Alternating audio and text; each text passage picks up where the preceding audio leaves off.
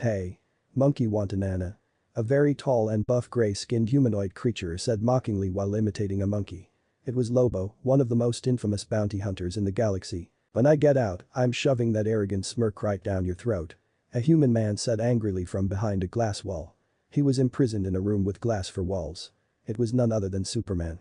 However, unlike his name suggested, currently, he was severely weakened due to the radiation of an artificial red sun shining in his cell. Oh yeah.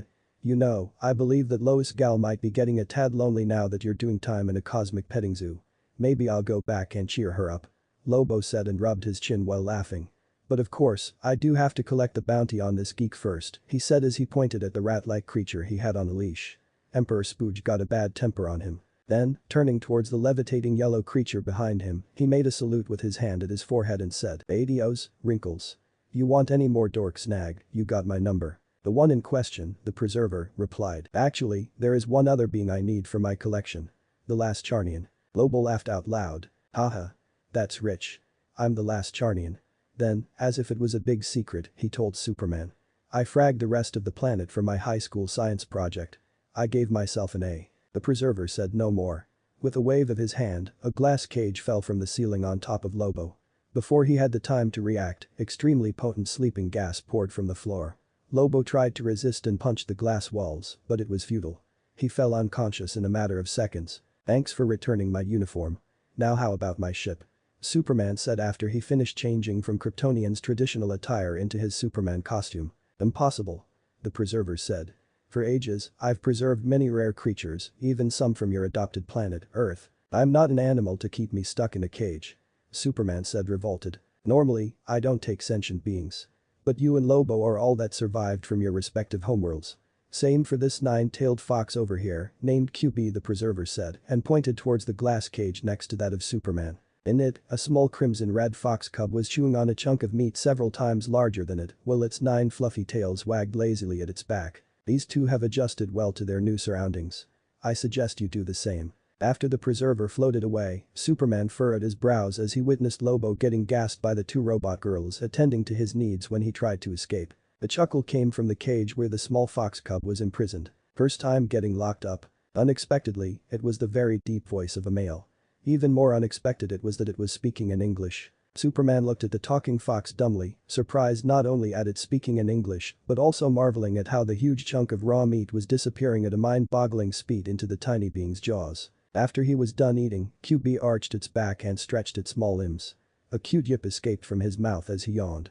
Then, he jumped on the comfortable-looking circular bed and started to push against the mattress with his tiny paws not unlike a cat before he finally found the perfect place. After eating a chunk of meat 10 times larger than his entire body weight, nothing was better than a sweet afternoon nap. "Are you seriously content with staying locked up like this?" Superman asked when he looked at the fox cub, who seemed like he could not care less about their predicament. QB opened his eyes lazily and said, "And what would you have me do?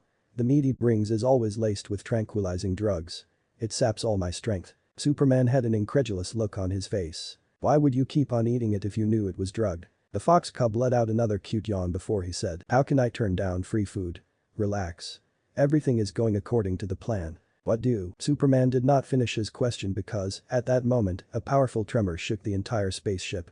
The preserver's ship was gigantic, one had to measure its size using miles. For such an enormous ship to shake that badly, it spoke volumes about how powerful the attack that had impacted it must have been. Deafening alarms started to blare, and numerous robots swarmed the corridors of the ship. QB's large ears flicked as they captured a particular sound. Fueton. Vacuum wave. Not only that the giant metal doors of the room were cut in half, but the whip-like wind technique continued to fly and sliced all the robots on the corridor clean, from the middle. HMPF. Show off. QB said snarkily. "Why do you even keep on saying the names of your jutsu? It's not like you need to anymore. And what took you so long?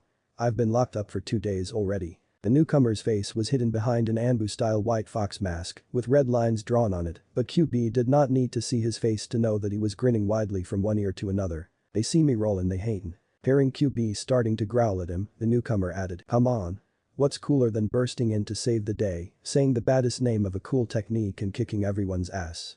Hahaha, you're just jealous." Superman looked at the man and the fox arguing with each other in an alien language. He did not understand a word from what they were saying, but apparently, the man was very talented in pissing off the little fox. However, as amusing as it was to watch the nine-tailed fox cub kicking up a fuss, there were other pressing matters at hand. He decided to interrupt them. "Hey, friend. Would you mind helping me get out of this cage?" Naruto fiddled with the translating device installed at his belt for a moment before replying to Superman in a perfect English. "Oh wow. What is a human doing all the way here? Lobo attacked me and lured me in the range of this ship and the preserver captured us both. But I'm not a human, I'm a Kryptonian." Though Superman could not see his expression due to the mask he was wearing, he got the feeling that he was very surprised. "But that's not important right now." Superman said quickly, "Please help me get out before the preserver comes with reinforcements." Naruto nodded and clenched his fist, about to punch the glass, when QB's annoyed voice came from behind. "Hey, you asshole, free me up first." Naruto snorted. "Come out yourself, you lazy pig." The TSK came from the fox cub, who then proceeded to increase in size until he was no smaller than a horse. His previously fluffy and cute nine tails were now much larger and apparently incredibly powerful, given that the reinforced glass that had been caging him until then was smashed effortlessly with a mere swipe of one of his tails. But QB did not linger in that large size for a second longer than necessary and immediately turned back to his original appearance, that of a tiny fox cub. A moment later, the glass imprisoning Superman was shattered with a punch from Naruto, and Superman stepped out quickly, letting out a sigh of relief. "Thank you." "It was nothing," Naruto said dismissively before turning his back at Superman and going back to QB.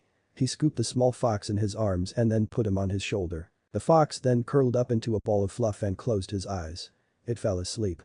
Strangely enough, no matter what kind of movements Naruto made, the little fox seemed like it was glued to his shoulder, not budging one bit even if Naruto were to bend down completely. Naruto smiled under his mask and gently patted the small fox on his shoulder. "Sleep tight, Kurama. I'll take care of these annoyances," he said, and his hands began to form a series of hand seals when another group of robots appeared at the end of the corridor.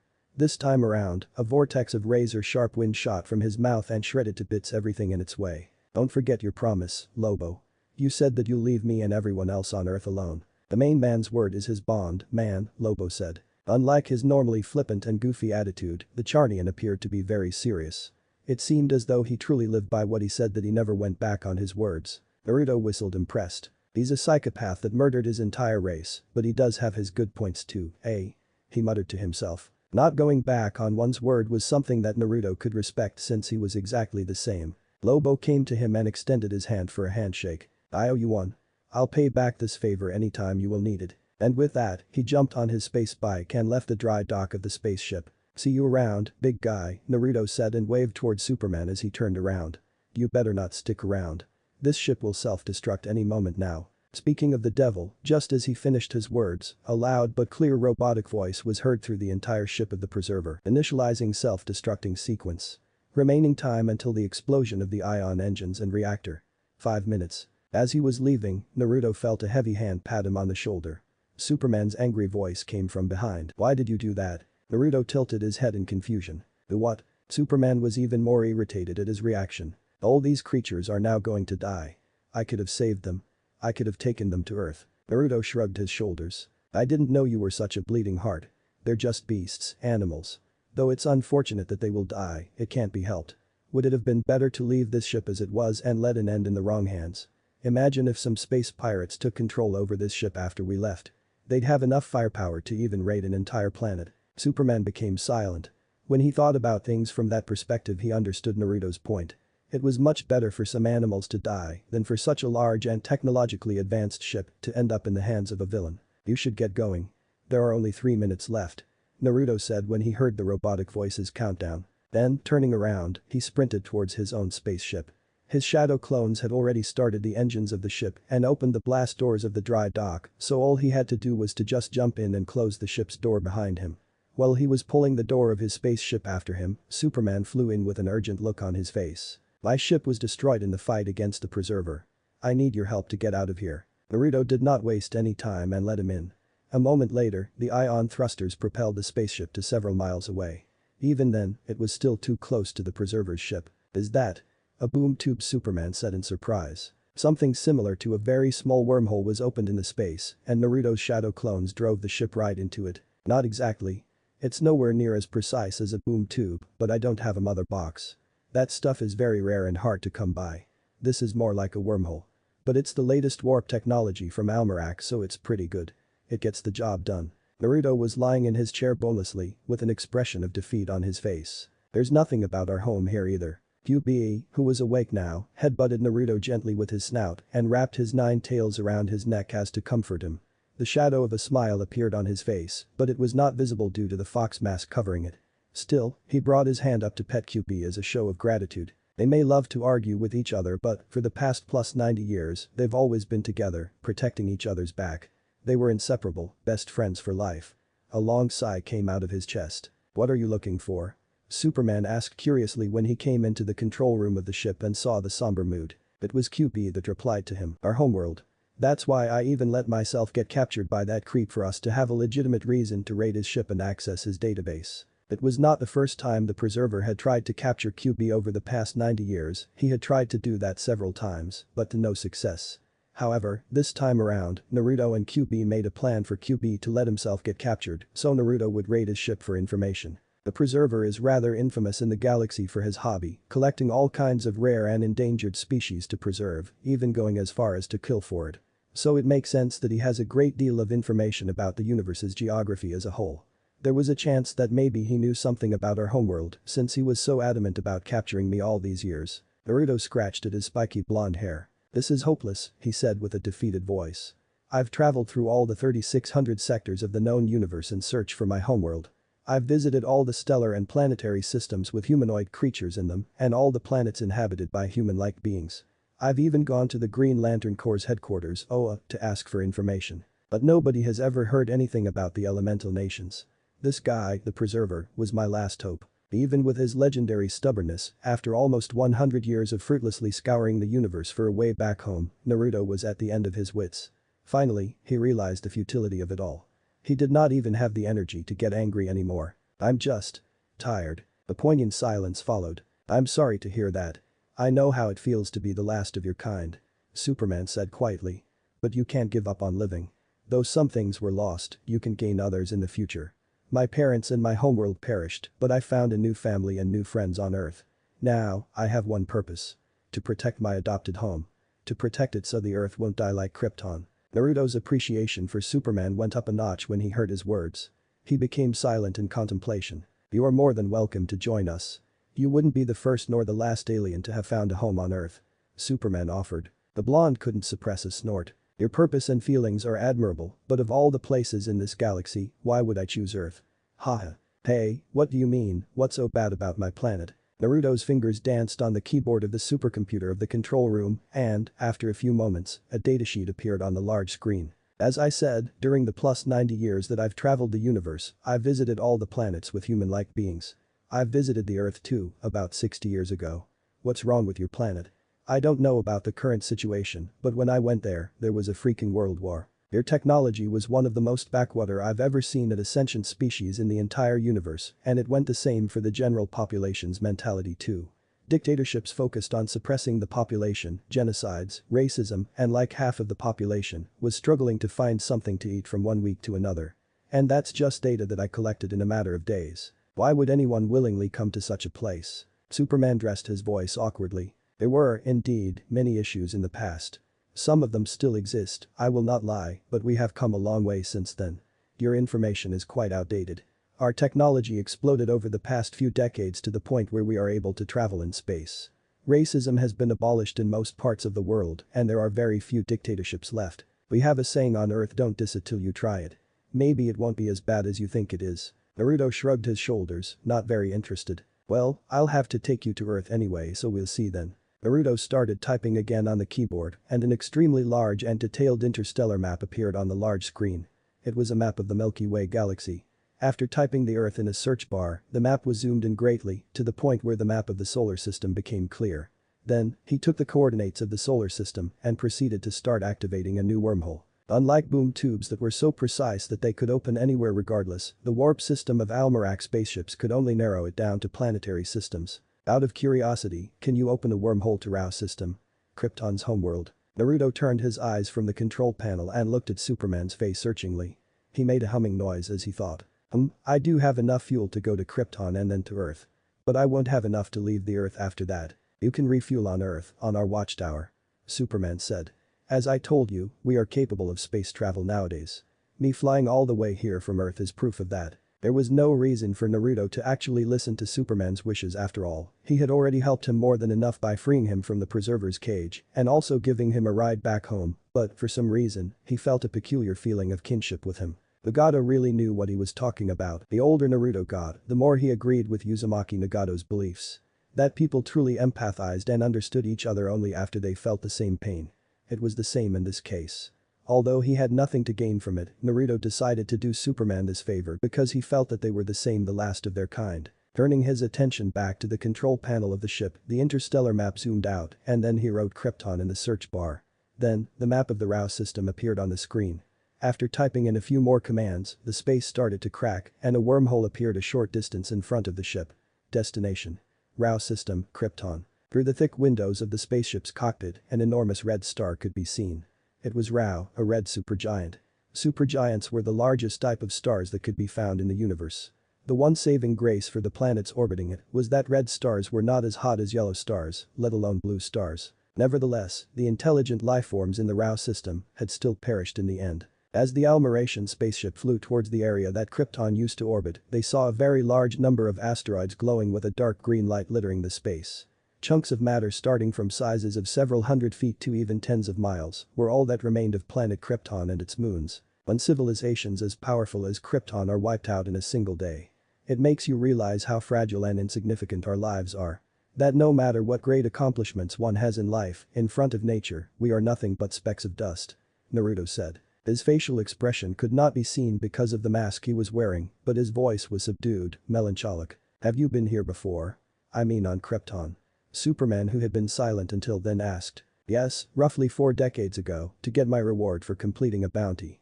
It wasn't long before it blew up now that I think of it. It came out as a shock for many beings in the entire galaxy when Krypton was destroyed. Hearing him speak about his homeworld, Superman was listening with rapt attention. You may or may not know this, but even today, dozens of years from Krypton's destruction, their technology and their relics still fetch a very high price on the legal and black markets alike. It goes to show how advanced they had been for their tech to have not become outdated even after all these years. Can't stop wondering though. How could a civilization as technologically advanced as them die out in such a dumb way?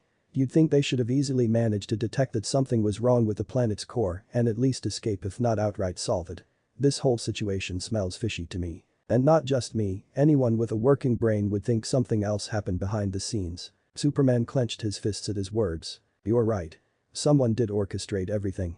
My father was one of the leading scientists on Krypton and he had warned everyone that the planet was going to explode, but nobody in the government wanted to believe him and the results of his research.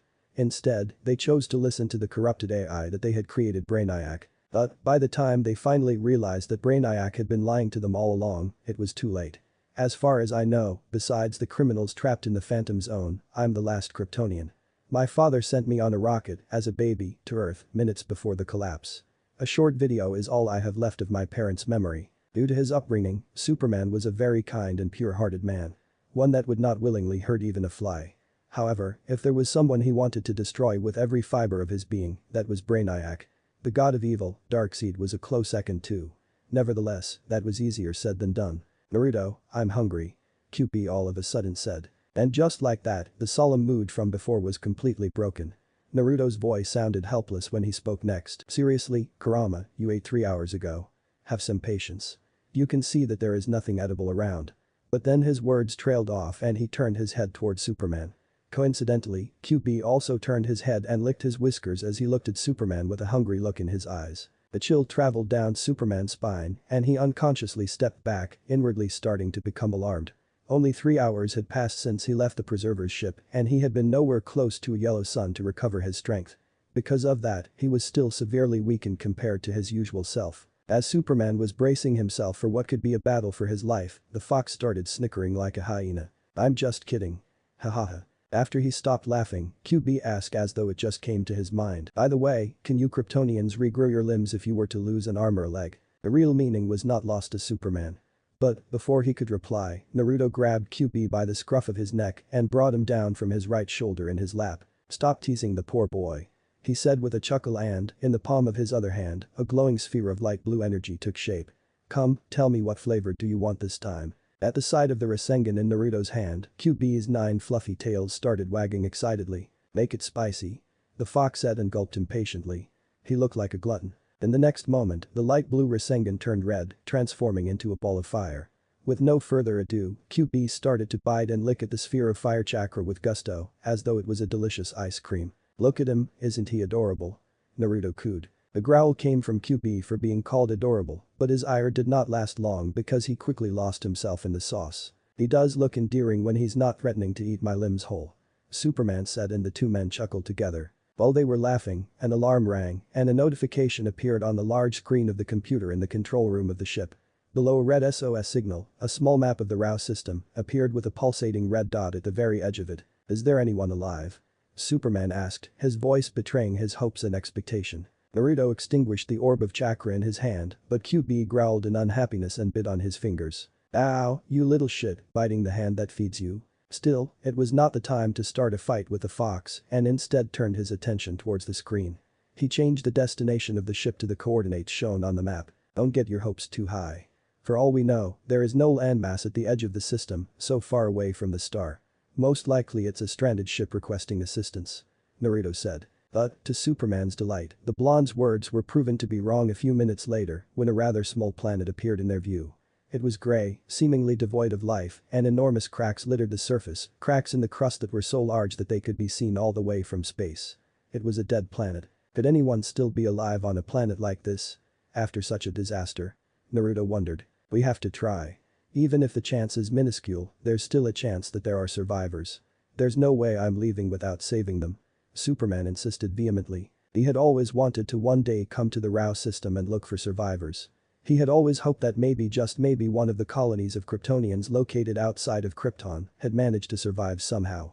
But whereas at first, he had not had the technology to do that, after he got the means to travel in space, he no longer had the leisure to do so. For example, less than 3 months ago, Imperium and his race had also tried to conquer the Earth and kill every living being on it, just like they had done to Mars 1,000 Earth years ago. He was afraid of leaving the Earth unprotected for too long.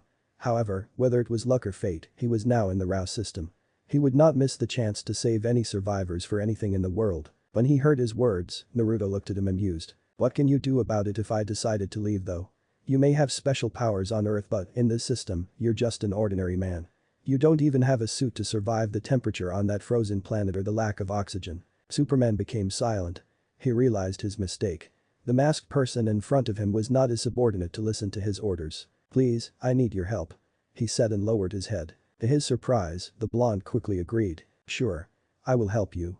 For 40 mass units of gold. Superman's head shot up, his eyes wide. What? Naruto chuckled at his reaction and the fox curled up in his lap chortled too. There is no free meal in this world, kid.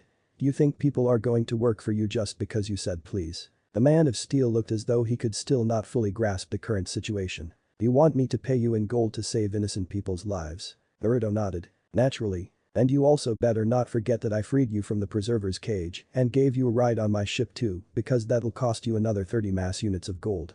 Normally, I should charge you for this detour trip to the RAW system as well, but I decided to do this one thing out of the kindness of my heart. Take it as a bonus on the house. Superman made an incredulous face, and Naruto almost started laughing out loud when he saw the small bulges in his cheeks, a sign of how hard he was clenching his teeth. Oi. You're acting as if I'm robbing you now or something. I don't know what kind of environment you've grown up in, but normal people in this universe expect to be paid for their work. Of course, you can choose not to pay, and I'll drop your sorry butt in space right now. Superman could no longer hold back his anger. I thought you were different. I was even feeling sorry for you, I thought that you were like me. But you're just a money grubber, not that different from a highway robber. Naruto stood up from the pilot seat and the easygoing mood around him suddenly disappeared. I could have ignored and left you to rot in that glass cage and be on my way. I had no reason to take you on my ship and give you a ride to Earth because I have no business there. But I do try to help people in need if it's not too bothersome. Still, this is this and that is that. I'm a mercenary, not a priest. I don't do charity. You think your words of gratitude will fill my stomach or buy new parts and cover the maintenance costs for my ship? Or maybe your gratitude will compensate me for potentially risking my life in an unknown place. Wake up to reality, boy. An uncomfortable silence for Superman was instilled after Naruto said those words. Now let's cut the crap. Are you going to pay or not? Superman sighed in defeat. He understood that he could not force his lofty ideals on other living beings that were not even from Earth, much less on a mercenary. Furthermore, the man in front of him held all the cards at that moment. He and his beast were stronger than his current self, and it was their ship too. Not to mention that, as Naruto said, in his current condition, Superman had no way of surviving on the surface of that dead planet alone. He did not have a suit to protect himself from Rao's red radiation, or from the extremely cold temperature or from the lack of oxygen. If he wanted to save whoever had sent that distress signal, he depended on Naruto. Lastly, he also owed Naruto a debt of gratitude. I don't recall you asking Lobo for anything. The Kryptonian still grumbled unhappily. That's because Lobo had a modicum of common sense to acknowledge by himself the debt he owed me. And yes, just one promise of his is more than enough guarantee. He's been a bounty hunter for decades and never once went back on his word or broke a contract.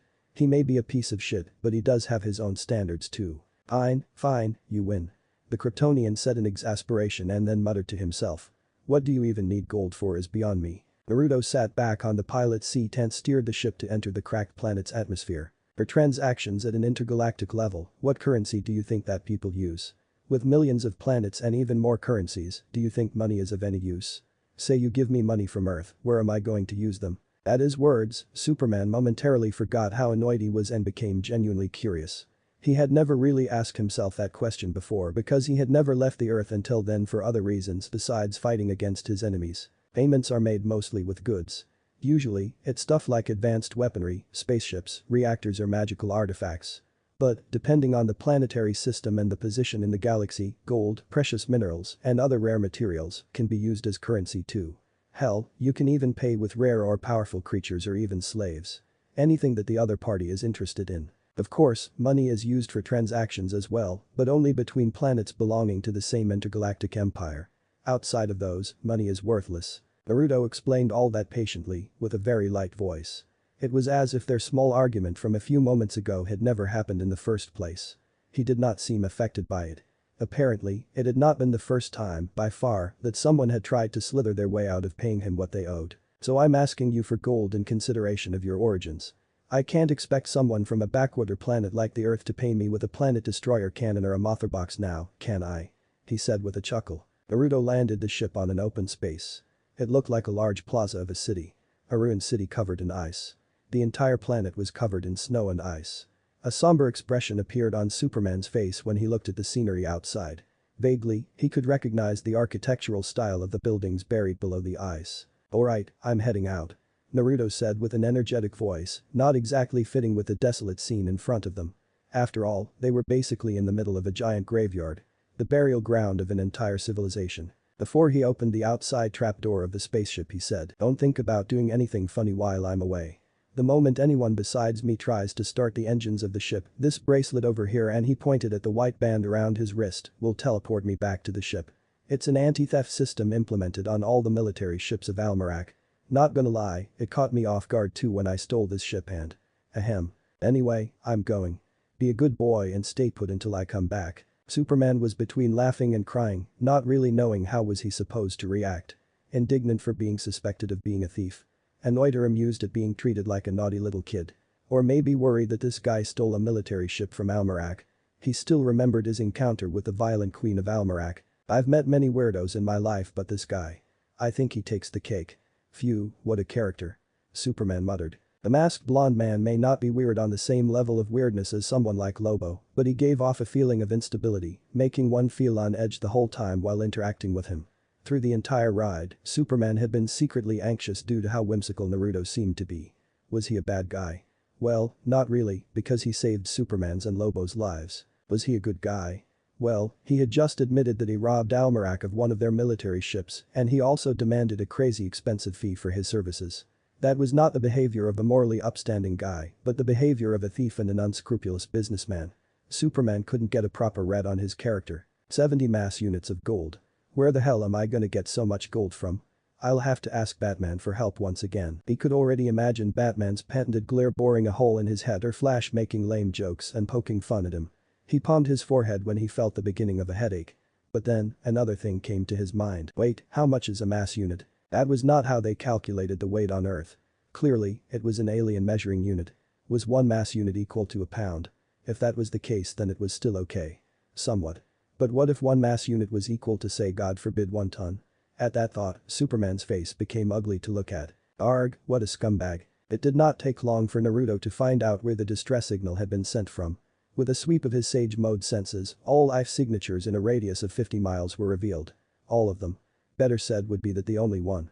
There was only one person still alive. As he walked through the ruins of the previously prosperous city, he let out a long sigh. Men, women, children, animals, vehicles, buildings, everything was buried into the eternal snow and ice. Nevertheless, he did not dally and continued walking towards the location of the life signature. Soon, he reached the ruins of what had been a rather impressive building. Upon entering, he noticed that the temperature was a bit higher than outside. He followed the still relatively intact staircase and went down to the underground floors of the building. It made sense that if anyone was living in this building, they would be living underground rather than on the higher floors. A few moments later, he reached a circular room that did not look too different from the control room of a spaceship. The moment he stepped in, a circle of light glowed on the floor and a rather blurry hologram appeared from the device in the middle of the room. It was the image of a tall but very beautiful blonde woman in her late 30s. She looked identical to a female human. Then, a sad but warm voice resounded in the cold room. Naruto quickly fiddled with the translating device at his belt to understand what she was saying. I am Kala NZ. Chief position of Argo City. 5 years ago Argo was a thriving vibrant world. But then, without warning, 5 years ago, our sister planet Krypton was destroyed in a giant chain of explosions. Krypton's destruction tore Argo from its orbit. It looked like the transmission was recorded 5 years after Krypton's and Argo's destruction.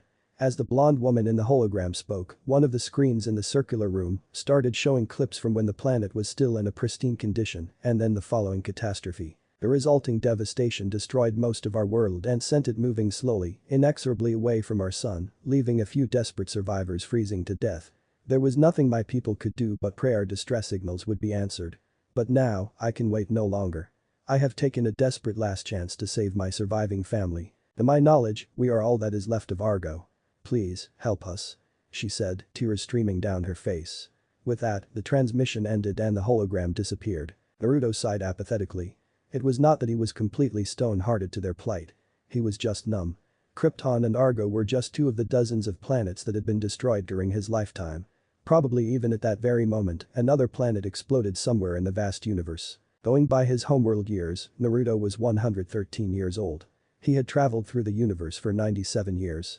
Even so, he showed no more signs of growing old at all after he reached the age of 25. For all he knew, he was immortal, never to die of old age. Traveling from one corner of the known universe to the other and witnessing all the death and destruction around him made him understand better than most people the frailty of life.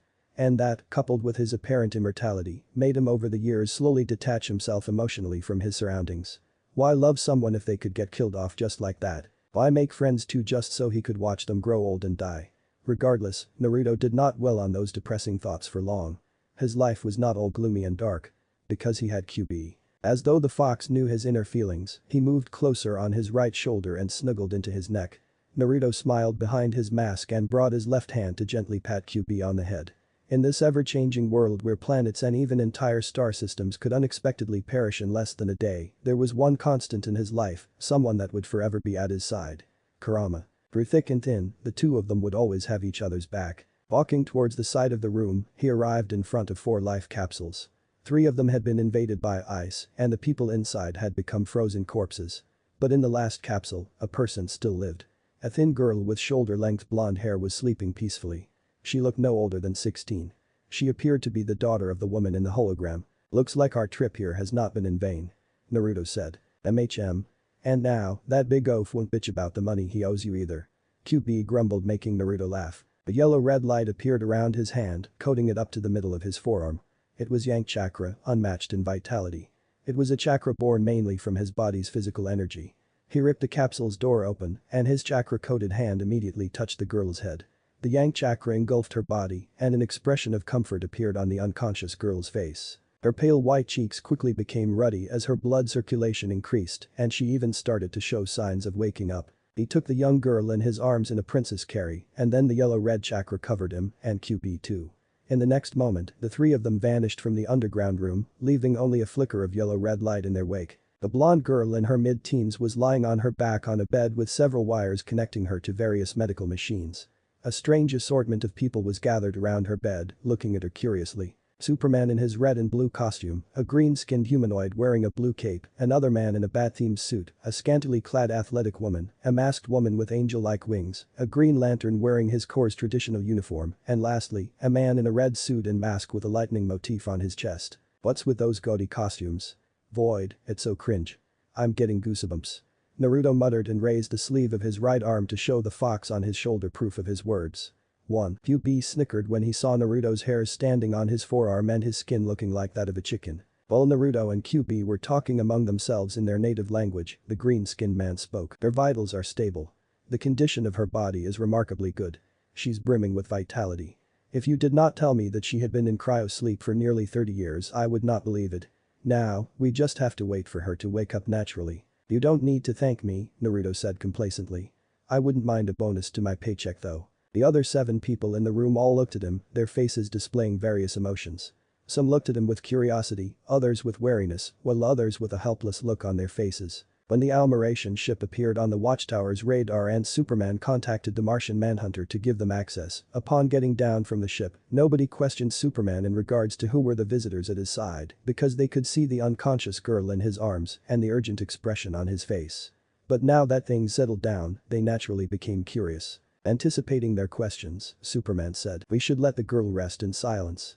We'll discuss more in the conference room. Let me get this straight. You took the javelin without telling anyone anything, went off chasing a crazy alien bounty hunter, got yourself captured, and then ended up destroying the javelin in a brawl, and also with a debt of almost $4 million. Green Lantern," a middle-aged black man shouted at the top of his lungs, his voice betraying his disbelief. Given that Green Lanterns were the protectors of the universe, John Stewart was naturally aware of what a unit mass represented for aliens. 1 mass unit was equal to 1 kilogram, 2 pounds. Converting 70 mass units of gold into US dollars, the final result was that Superman had a debt of over $4 million. Holy moly. Flash gasped. While Wonder Woman seemed not fully aware of just how huge that amount of money was, although she had left Paradise Island a bit more than 2 months ago, she had yet to truly interact with the society of the world of men. Batman was massaging both of his temples with his hands. In contrast, a certain Thanagarian woman could not help herself. Phew. She tried to mask it by coughing in her hand, but when she took a look at the mixture of awkwardness and shame on Superman's face, all her restraint disappeared. Haha. She laughed out loud, beating the conference table with her palm. "Oh girl. This is no laughing matter." Green Lantern barked. But Green Lantern's outrage only made her laugh harder. "Dude, over 4 million, this is plain robbery," Flash said while looking at Naruto wide-eyed. "Is it now? Is the life of the last Kryptonian and the last Argonian not worth that much? Allow me to expand your horizons. If I captured the 2 of them and sold them to the Sions, I reckon I'd have enough money to even buy a terraformed moon in the Vega system. A whole moon. That's how valuable the last survivors of these 2 races are. I'm actually suffering a huge loss by giving them away to you basically for free." The chill went down everyone's spine at those words. Superman himself appeared to be very perturbed. But even more unsettled by the revelation was Green Lantern. "You would sell 2 innocent people to those monsters," John Stewart shouted. "Do you know who those guys are?" Flash asked. "They're a race of maniacs from Vega system, a planetary system outside of the 3600 sectors of the universe, protected by the Green Lantern Corps. They have a hobby of dissecting and experimenting on people, trying to create new races and creatures. One of the worst tumors the world has ever seen," Green Lantern said with a dark expression on his face. Naruto made a pause. "Of course that I wouldn't sell people as if they were livestock. Luckily for the big guy and that little girl, I do have some morals too, you know. But if you try to double-cross me..." None of the people in the conference room was deaf to the undisguised threat in his words. "That's enough. You will have your gold in 24 hours. Batman, who had been silent until then, spoke. "What about fuel for my ship? You can refuel here, at the Watchtower. And I thought that Flash was a glutton." Hawkgirl muttered while looking at the 9-tailed fox cub that was sitting on the table in the kitchen of the Watchtower, gorging himself with food. Half of their food supply had already disappeared into the tiny being's seemingly bottomless stomach. "My metabolism is too fast compared to normal people, so I need a lot of calories to sustain it. But I'm curious what this little fox special power is," Flash said and raised his hand in an attempt to pet the fox. But Flash cried out startled when one of the 9 tails of QB suddenly enlarged and slapped his hand away. "Hey, that's not fair. Why can Wonder Woman touch it and I can't?" Flash complained. Wonder Woman was currently playing with one of QB's fluffy tails, showing a gentle expression that made a stark contrast with her normally stoic attitude as a warrior princess. Hawkgirl also tried to touch QB after Flash, but her hand was slapped away too. Now, she was sulking at his side. In fact, Wonder Woman was the only one QB allowed to get close to him. What the others did not think about and what QB did not know either was that, as someone carrying the name of the goddess of the hunt, wilderness, and wild animals, Wonder Woman had been blessed with an increased degree of affinity with wild animals and nature in general. The QB, her presence did not feel threatening, and he could also sense her emotions or, better said, the lack of her negative feelings. In addition, having the fur on his tails caressed so gently was a wonderful feeling too, something that Naruto never did. He doesn't like you. Plus, it's common sense you don't normally touch animals when they eat. Naruto said without looking up from the tablet in his hands. Who are you calling an animal, you stupid pig? QB suddenly growled and Flash, Hawkgirl and Wonder Woman backed away from the table startled. It talks.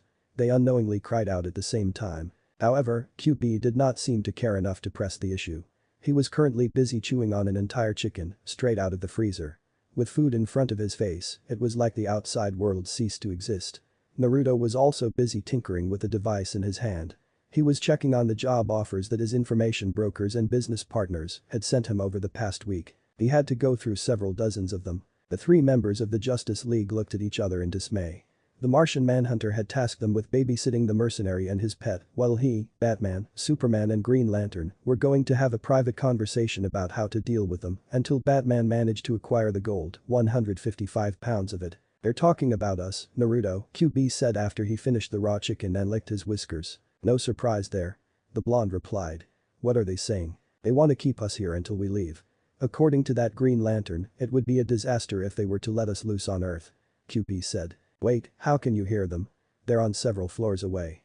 Hawkgirl asked. Naruto grinned at QB's words, and although his face could not be seen due to the mask he was wearing, his voice was filled with mirth. I didn't really care about visiting the Earth again, but now that they want me to not go there, I will go. For the hell of it. QB revealed a toothy grin, and he left the rest of the food on the table. With a small bend of his lower limbs, the fox leapt up like a spring from the table back to his favorite place, Naruto's right shoulder. A moment later, without warning, several small marbles fell on the floor and a very intense light flashed, blinding the rest of the people in the room. A startled shout came from them at being temporarily blinded. They did not even know that Naruto and QB had already teleported away, straight back to their ship. The blast doors of the Watchtower's dry dock were shut, but Naruto was not worried about how to get out. At his age, after a lifetime of acting as an intergalactic mercenary, cautiousness had become his second nature. He was no longer like his teenager self who used to jump headfirst into situations without thinking. That said, he had made a habit out of leaving markers outside of the planets or spatial stations that he was going to land on to give himself a way out in case things went south. Better safe than sorry. The warship that Naruto had stolen from Almerac was not large. Being designed mostly for scouting purposes, it was only 150 feet long and a bit less than 70 feet wide, having a sharp triangular shape. It had a highly advanced ion reactor, cloaking capabilities such as becoming invisible, and it was focused on speed. While its camouflage, speed and mobility were excellent, the downsides of such a ship were its lack of firepower and the small capacity of its energy shield. But it fit his needs perfectly. His purpose had never been to go at war against fleets of warships, but to travel the universe. Arriving in the control room of his ship, Naruto firmly placed one hand on the board and his other hand made a ram seal. A fantastic scene happened. In the next moment, the entire ship disappeared. A blink of an eye later, the ship appeared several hundred miles away from the Watchtower, next to another one of Earth's numerous artificial satellites. An invisible spaceship entered the Earth's atmosphere, heading towards the dark side of the planet where it was night. Generally, the more advanced a civilization was, the more fantastic its night sky was too. It was a rough but not necessarily inaccurate way to gauge the progress of a backwater planet such as the Earth. And, naturally, he went towards the brightest agglomeration of man-made lights. The northeastern coast of the United States since, at that moment, it was night on the American continent. 1 hour later, Naruto and QB were in a late-night restaurant at the outskirts of Boston. They were the sole customers. At first, the clerk tried to stop him from entering with his fox pet, but a low-level illusion technique later he stopped all the ruckus. Now, Naruto was wolfing down one burger after another with an expression of content on his face. He was not as big a glutton as QB, but he did love food too. It was one of the finest pleasures in life. Can't believe how good this is. This also looks like a cheap restaurant. Who would have thought that Earth had such good food? Naruto said. QB made a hum of approval. Then, he lifted a bottle of Coca-Cola even larger than his own body and gulped it all down in one breath. After that, a sonorous burping sound rang from his throat for almost 20 seconds. Man and Fox burst into obnoxious laughter. Fortunately, they were the only customers in the restaurant at that late night hour. Wish they had ramen. Come to think of it, very few planets I've been to had it. On some planets, they don't even eat food. Imagine a life where ramen doesn't exist. Why even live? Even after 97 years of being away from his homeworld, Naruto's obsession with his favorite food had not disappeared. Though he had eaten many other dishes that were admittedly much tastier and richer in flavor than ramen, eating ramen always hit him differently than any other food. It was because ramen also had a sentimental value to him in addition to its good taste. It reminded him of the first two people that had ever shown him kindness, while almost everyone else in his village hated him, Ichiraku and his daughter, Am. It reminded him of home. "Boy, waiter, bring me some more roasted chicken. And do it fast." QB yelled at the clerk, but then yelped when Naruto grabbed one of his large ears. "Don't be an asshole, you could have at least say please." Naruto rebuked. QB tried to bite him, but Naruto let go before he had the chance. "You cocky little shit, one of these days, I'll have to teach you to respect your elders," QB growled. "Pipe down, twerp.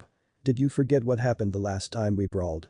Naruto said with a smirk, making the fox wince at the memory. Just then, none other than Batman and Wonder Woman appeared next to their table. "Why did you run away from the watchtower?" Batman said. But when they saw the food disappearing into Naruto's mouth despite wearing a mask that covered his entire face, Wonder Woman asked in curiosity, "How are you doing that? Would you believe me if I told you it's magic?"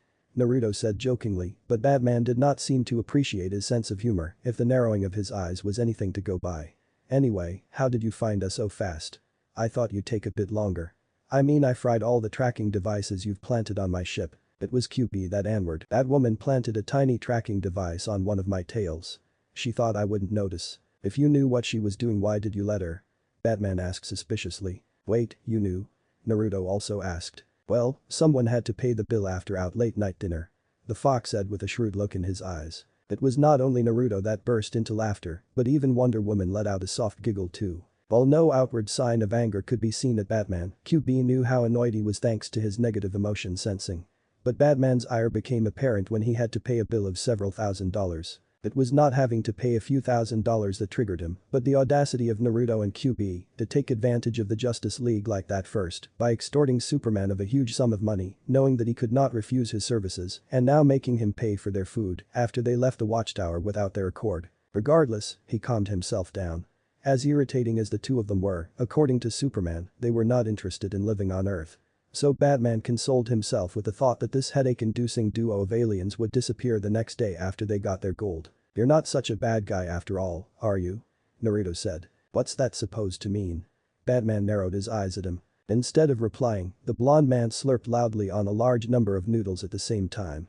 It was Wonder Woman that answered his question. "Behind that mean glare of yours, there is a nice personality hidden." When Naruto made a thumbs-up gesture at her showing that her words were spot on, Batman's glare intensified. The four of them were currently in the Chinatown district of Boston, in a Chinese restaurant. Batman had been the one to direct Naruto to that place after he asked if Earth had a dish known as ramen. Thus, thanks to Batman, he was now in the middle of inhaling his 12th bowl of ramen. Even Batman's poker face began to falter at the sight of the ever-increasing mountain of empty bowls stacked on the table. In contrast, the ever-gluttonous fox was not eating. QB was lying stretched on his back in Wonder Woman's lap, letting out quiet growls of content from the belly rub she was giving him. Finally, Naruto put down on the table the 12th empty bowl and exhaled loudly in bliss. "Are you finally done eating?" Batman asked. Though his facial expression could not be seen due to his face being covered by his mask, even while he had been eating, everyone could hear the reluctance in his voice when he spoke. "I would like to eat more. But it's enough for now. I can sense there are only 2 employees working in the kitchen at this late hour. I've already troubled them enough by ordering 12 bowls of ramen at once." Batman and Wonder Woman looked at each other strangely. This guy was despicable enough to extort Superman of $4 million, but now he was worried about overworking 2 cooks at a restaurant. They did not know what to think of him. Right at that moment, an alarming news report came up on the TV installed above the counter. A dangerous hostage situation is developing at the federal building in Metropolis. So far, the Ultra-Humanite has refused to speak with negotiators. A freak of science, the Ultra-Humanite is reportedly a genius who is also extremely dangerous. Batman and Wonder Woman jumped up to their feet. But although the situation was urgent, Wonder Woman could not help being amused when she saw that the fox cub in her lap had not fallen off when she sat up. He was still sitting perpendicularly on her lap as if he was glued to her thighs. Still, she could not afford to play around at that moment. She took the fox in her arms and handed him over to Naruto. "Do not fry this tracker too. At least if you want to get your gold tomorrow," Batman said and handed Naruto a bat-shaped tracking device. "By the way, if you need any help, I'm here."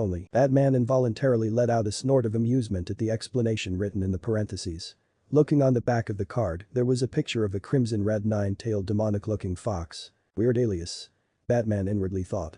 Naruto was wearing a fox-themed mask, he had a nine-tailed fox cub as a pet, and even his business card had the picture of a nine-tailed fox on it. One would think his alias would be related to foxes. Batman could not see how was a name like Caterpillar related to foxes in any way. Regardless, he did not ponder too much on it. He put the card in one of the many pockets of his utility belt and then headed towards the hideout of Lex Luthor's Injustice Gang. An Almeration ship exited Earth's atmosphere and headed towards the edge of the Sol system at a constant speed, in a straight line. There were only two people on board. A blonde-haired man and a red fox. So, what's the plan now? QP asked. Naruto was sitting on a chair, browsing through the rather lengthy list of jobs that various information brokers and other organizations that he was in partnership with had sent him. He had been at it for the past 2 hours. It was completely unlike him. Normally, he was a decisive man when it came to job-related things. Naruto made a slow-moving waving motion with his hand in front of his face, and the wide Anbu-style fox mask started to disperse in a shower of particles of light. The reason why he could even eat without taking his mask off was that the mask was not an actual physical object, but a jutsu that he had created, one that he could easily control at will. It was a jutsu that he created primarily not to disguise his identity, though it was good at it, since not even Superman could see through it with his X-ray vision, but to solve the problem that poisonous gases and the lack of oxygen, which meant that he could now survive in hostile environments with no issues and even underwater. It was something that he had created out of necessity after going through countless dangerous places during his travels across the universe. When the mask dispersed, the previously blue eyes became red and his sun-kissed blonde hair took on a darker tint too, becoming a strawberry blonde color, almost red. As for his face, it had not changed too much since his teenage years. The more noticeable differences would be that the whisker-like marks on his cheeks had become darker and thicker, and that, between his eyebrows, two rather deep frown wrinkles could be seen. He looked like a man in his mid-20s. When the mask disappeared, Naruto rubbed his face with his palms and sighed. I don't know. I don't even know what job to take or if I should take any job at all. The reason why he had become a mercenary was that he needed a way to finance his expeditions. Intergalactic travel was very expensive. Ships capable of interstellar travel, their maintenance costs, the fuel, the weapons to equip them, information. All those things were not cheap at all, regardless of the galaxy. No, their prices were exorbitant, hence also the reason why his services were rather expensive too. But now that he realized that finding a way back home was impossible, he was at a loss of what to do. You've searched enough, Naruto. Almost a century is more than enough. Even if you went back now, what would you go back to? Everyone in your generation has long since passed away. You know as well as I do that shinobi don't live long lives. Naruto frowned at those words, it had become a habit for him, and that was the reason why the frown lines between his eyebrows were so pronounced. Don't tell me you've forgotten what happened 88 years ago, Kurama. It's the reason why I don't look a day over 25. For me, it was only 1 hour. But when I came out, almost 50 years had passed in the outside world. At those words, the hair all over QB's back and his 9 tails became straight like needles as a series of chills went down his back. At that time, QB had still been sealed inside Naruto, as the two of them had not managed to find a way to let QB out without killing Naruto until he was in his late 40s. However, through Naruto's eyes, he could see and experience the outside world, just like Naruto could. The sight he had seen that day would forever be ingrained in his brain. It was something that neither he nor Naruto would ever be able to forget. Nonetheless, QB did not want to back off. I know what hope you've been clinging on for the past century time dilation. You've been hoping that while a century has passed here, maybe just maybe no more than a day had passed in the elemental nations. But forget about a day, just think about 1 hour. No, even 5 minutes. Who could survive against a rabbit goddess after she kicked us out of the dimension? You think that Uchiha could? Or that useless woman you used to have a crush on? Or maybe your sensei? Hell, at that time, even you wouldn't have been able to last all alone against Kagaya for 5 minutes. Shut up. Naruto shouted incensed. The amount of chakra that his mere shout contained made the entire warship shake terribly. QB scoffed, not in the least intimidated. But he still chose to give up on his tiny fox cub form and his body enlarged until he was several feet tall, making the control room barely accommodate his enormous size. His voice became even more powerful and demonic when he spoke next. You don't like to hear the truth, eh? Here. I'll spell it for you. Everyone is dead. You've been living with your mind stuck in the past for almost a century. Fighting for something that probably doesn't even exist anymore. When QB said those words, it was like Naruto had suddenly lost all his energy. He sat down on the pilot's chair and let his head fall against the steering wheel of the ship lifelessly. Inwardly, QB felt his heart crack at that sight. He cared about Naruto like his own brother. They were family. Telling Naruto such harsh words hurt him too. Forgive me, Naruto, but it had to be done. You've spent a human's entire lifetime already on a wild goose chase. It's enough. I can't watch you waste your life like that any longer. It's time to let go. QB thought in his heart. The two of them often argued and sometimes even brawled, but it was play fighting. It was very rare for them to have a serious fight. The number of times they fought ever since Kagaya had thrown them into another dimension could be counted on the fingers of one hand. And Naruto had always avoided speaking about how small were the chances of them ever going back home. He even avoided thinking about it. You're right, Kurama. I'm sorry. Naruto said. In the deafening silence that followed, the sound of his tears falling on the floor could be heard. They were big bitter tears. Tears filled with the frustration and bitterness that he had bottled up inside of him over the past century. All this time, he had pursued his goal with tunnel vision, mindlessly. He had not allowed himself to cry, to doubt himself or to despair. But now, his path had finally reached a dead end. He had traveled to all the known planets inhabited by humanoid creatures, all across the 3600 sectors of the universe. He had met the oldest beings in the universe, the guardians of the universe, to ask for information, and he had even ventured to explore the unknown void of the universe, almost dying several times in the process. But it had all been for naught. He did not have any other leads. He had exhausted all his means. I was selfish. I'm sorry. I've only thought about myself. All these years, you've followed me and helped me without saying anything. And I never thought of what you might want to do. What are you talking about, you bastard?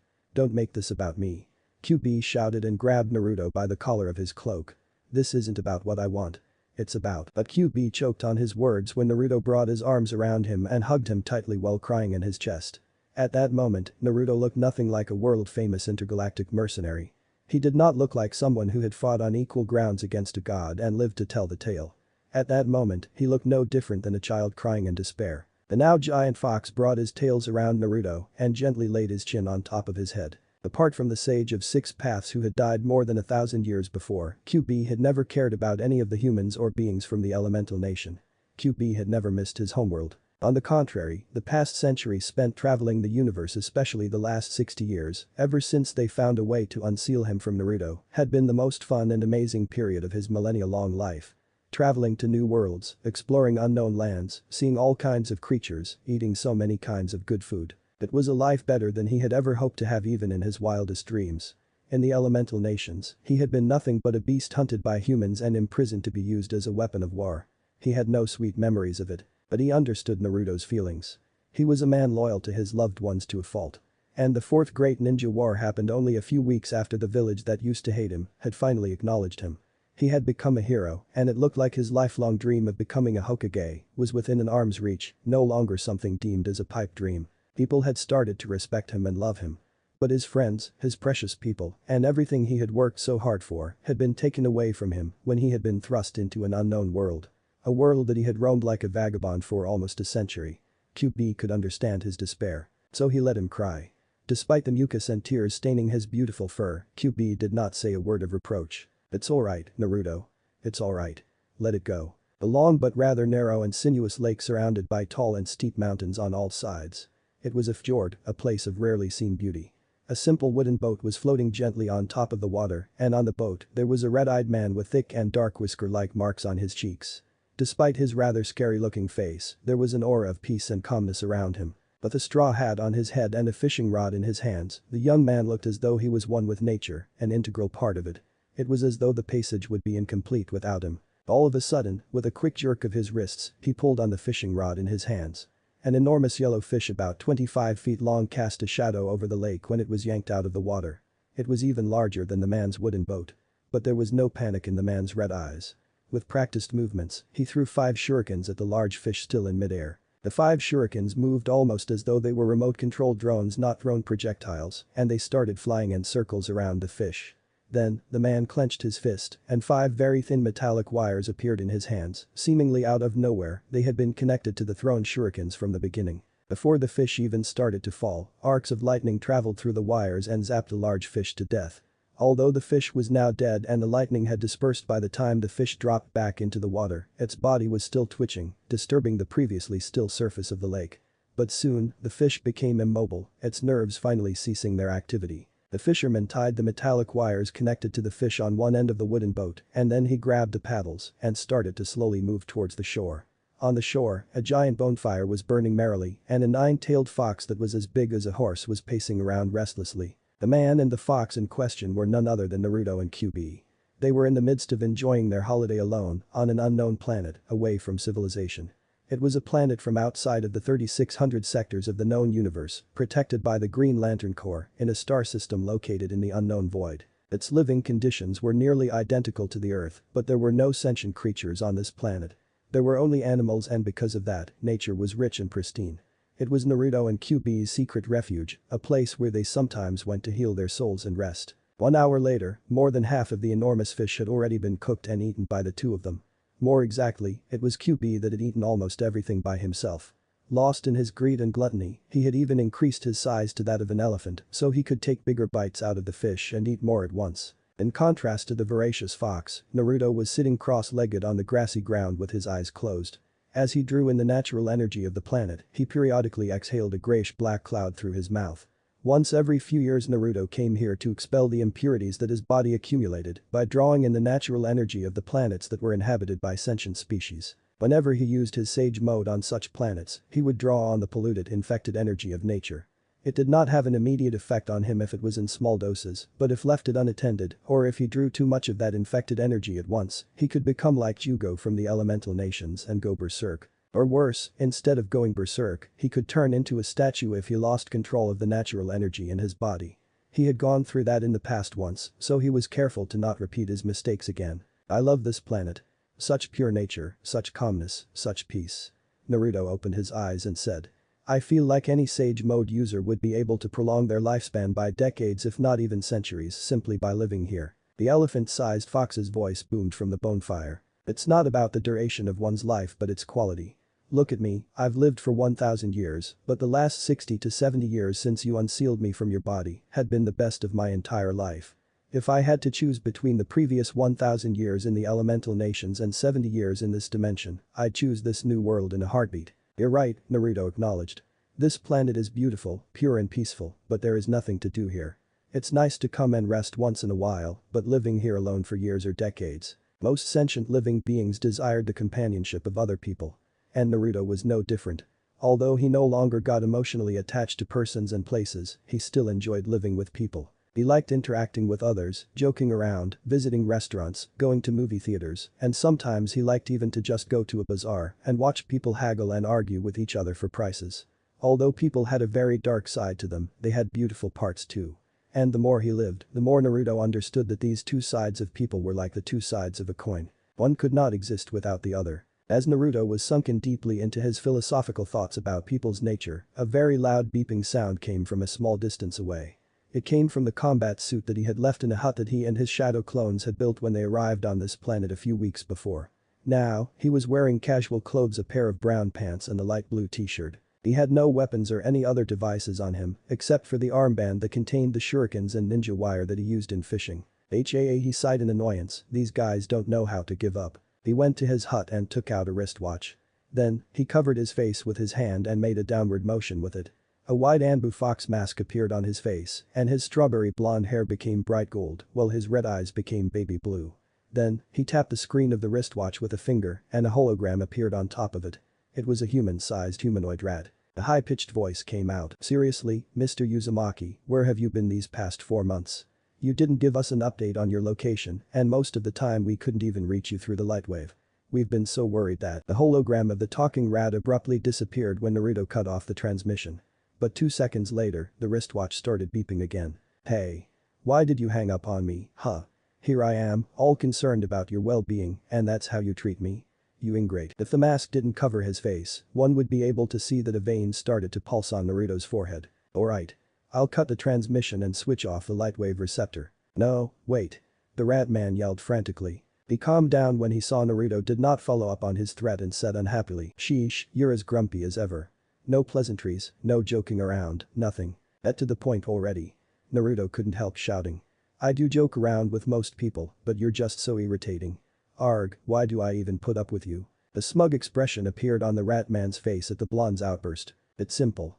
Because I'm the best at what I do. Naruto let out a snort but did not contradict him. Look, I know you said you need some time on your own, but we've got a huge job on our hands this time. To be more exact, 2 huge jobs. With the payment from these 2 bounties, you'll probably be able to even buy a fleet of ships strong enough to take over a planetary system. Or legally buy a small-sized terraformed moon. When Naruto remained silent, the rat man said in exasperation, I hate it so much when I can't gauge your reaction because of that creepy mask of yours. After a few seconds of silence, Naruto spoke. I told you I'm retired. At least for now. I don't really have a need for money. I have enough money to live in peace for a long time. I don't care about conquering planetary systems in Wetnet either. As for owning a moon. He trailed off and started to chuckle.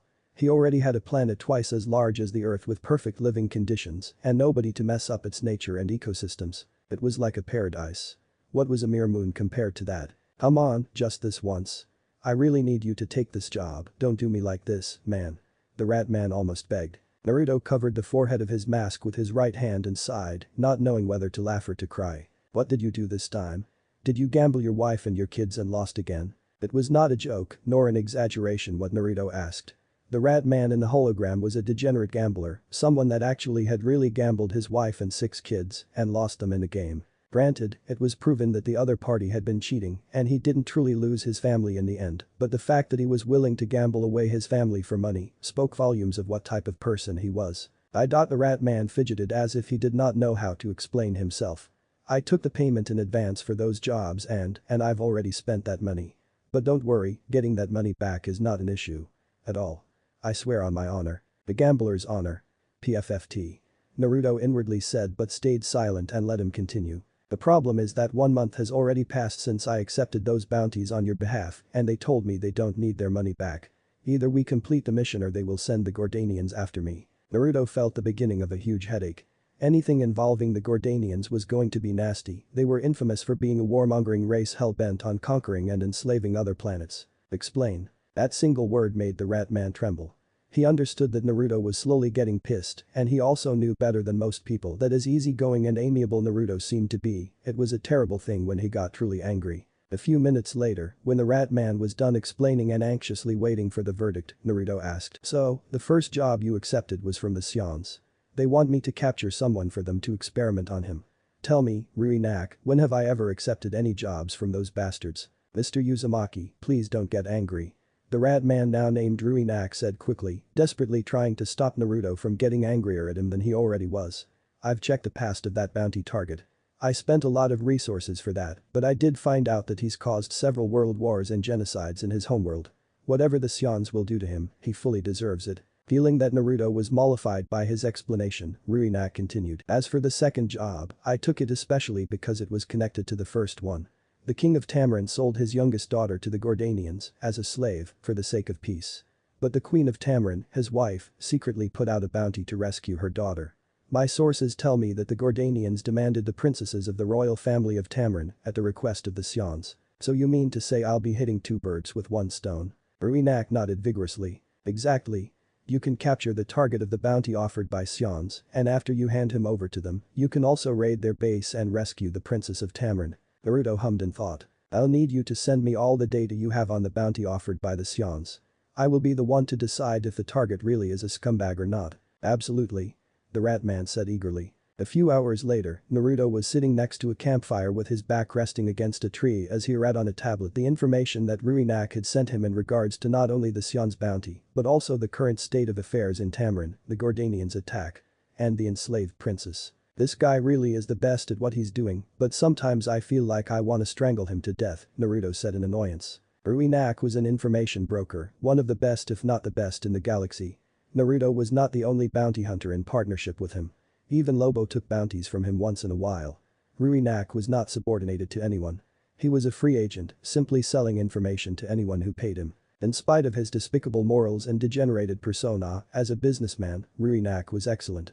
He was an extremely well-connected person. There was not an inhabited planetary system or prison planet in the 3600 sectors of the known universe where he did not know a guy or two. He made it his job to learn all about the latest bounties posted by the major powers of the galaxy and contact the bounty hunters that might be interested in them. The bounty hunters were happy to get a juicy job, the clients were happy to have their problems solved, and Ruinak himself was happy to get a hefty commission from the bounty hunters and even from the clients themselves if they contacted him directly. The rat man was not the sole information broker operating on an intergalactic level, but he was among the best. "He's definitely not gonna get even 1 coin as commission from my reward after the shit he pulled." QB was curled up very close to the fire in his tiny form as a fox cub and yawned lazily every once in a while. "You could have just ignored him and not taken the job. But you couldn't help playing the hero again, eh?" QB jabbed at him. Naruto glared at the fox and said in retort, "What hero? I'm getting paid for it. Not to mention, we've worked together for so many years. MHM. Keep telling yourself that." Seeing Naruto becoming silent at his words, QB asked, "So? Where are we going now?" "To Earth. What would the Sions want from Earth?" QB raised his head from his front paws and asked, appearing as though he was very intrigued. "Apparently, it's someone who has lived for nearly 50,000 years. He's the one who caused the 2 deadliest wars in Earth's history and numerous other atrocities. A human named Vandal Savage. I think the Sions will dissect him to the last atom to see what makes him tick, what gave him immortality when everyone else on Earth lives up to a century at most. Didn't think we'd get back to Earth so soon. Not that I have anything against it, mind you." QB said and the 9 fluffy tails at his back started wagging. Naruto grinned when he looked at the tiny fox's unveiled excitement. Oh ho, you look excited. I wonder why. My bet is that you can't wait for that woman to give you some belly rubs again, he said snidely. Why you? QB sputtered at the unexpected verbal attack. What does that have to do with anything? Oh really now? Then tell me, what's the tail wagging for? QB bit on his own treacherous tails in embarrassment. At the memory of the blissful feeling from the Amazon princess's gentle caresses, his tails had involuntarily started wagging on their own, out of his control. QB did not understand himself why he had liked it that much, he did not know that it was because of the gift that the Olympian goddess of the hunt and wilderness had blessed Wonder Woman with. If only the people from our homeworld could see this. The mighty QB no Kitsune, the strongest Bijuu in existence, wagging his tails like a dog and purring like a cat from a simple belly rub. You were so cute. So adorable. Wahahaha. But as he laughed out loud, Naruto suddenly jumped up to his feet and, immediately after, he leapt into the tree behind him. From there, he broke into a mad dash, Shinobi jumping from one tree to another as quickly as he could. That's because a gigantic nine-tailed fox, the mighty QB in his original form as a tailed beast, had suddenly smashed the spot he had been sitting on before with his immense claws. Hundreds of feet tall and wide and 9 tails that were just as huge as his main body, even the enormous trees of that virgin planet, were dwarfed by his gigantic size. Now, he was a behemoth. Naruto. Don't let me get my hands on you. QB's demonic roar rang, and the shockwaves of his roar flattened to the ground the forest around him for miles. In his original form, the 9-tailed demon fox truly was like a natural disaster, a calamity. But in front of that terrible might, obnoxious laughter could be heard in the distance, just as loud as his roar. Naruto had purposely infused his chakra in his voice to make sure that the fox heard it. That's it for today, thanks for watching.